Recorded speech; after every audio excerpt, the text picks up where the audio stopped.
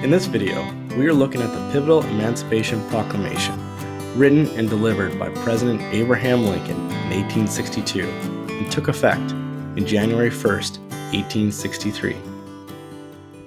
The United States was in the middle of the Civil War. The South had attempted to break away over deep disagreements over slavery, states' rights, and the future of the nation. The North was changing due to industrialization, and almost all the population growth due to immigration had gone to the North.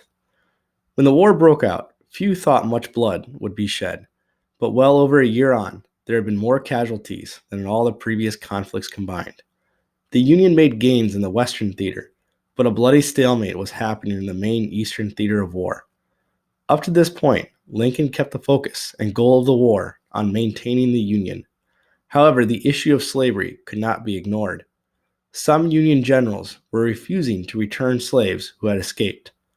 Lincoln was looking to expand the goals of the war to include freeing the slaves, and after the proclaimed Union victory at the horrific Battle of Antietam, which is the single greatest day of American war casualties in U.S. history, Lincoln saw an opportunity to compose and deliver the Emancipation Proclamation.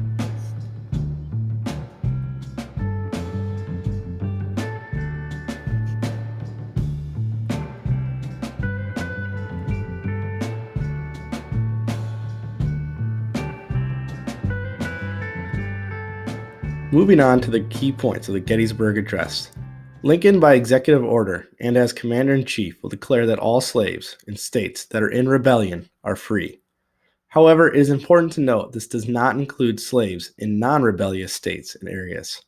On the map shown in the earlier slide, this includes the border states, parts of Louisiana, and accounts for around 800,000 slaves. Lincoln makes a military argument for the proclamation, saying it is a necessary war measure. The military will also be tasked with recognizing and maintaining that freedom. Also, Lincoln tells former slaves to refrain from violence except in self-defense. He does not want to see a race war, which will be the charge of white Southerners against Lincoln. Controversially, at this time, even in the North, Lincoln also states that suitable freemen can join the armed forces. Now, taking a look at President Lincoln's intentions, he is broadening the goals of the war and embarking upon a societal change of the South. There is also the military aspect, in that he is looking for an additional way to break the South and win the war. While some of Lincoln's own allies may disagree with the move, he is looking to boost the overall morale and strengthen resolve amongst the Northern populace and Union soldiers. Lincoln's point of view is of a president in the midst of war, tearing apart his country, and so far the war has not gone well for his side. Moving on to who would agree and disagree with the proclamation. First, it is definitely a risky move, and there is danger that Lincoln will lose support.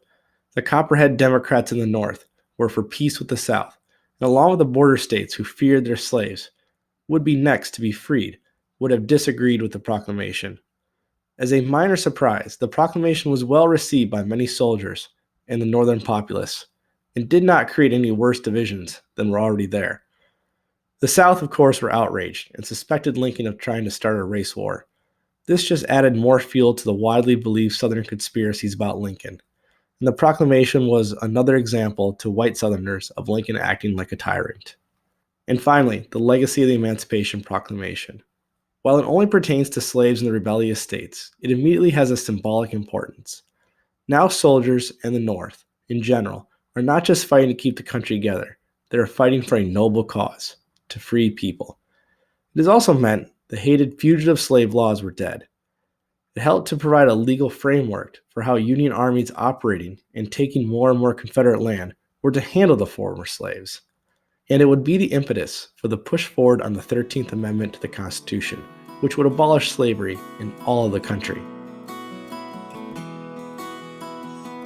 Well, thanks for watching this video.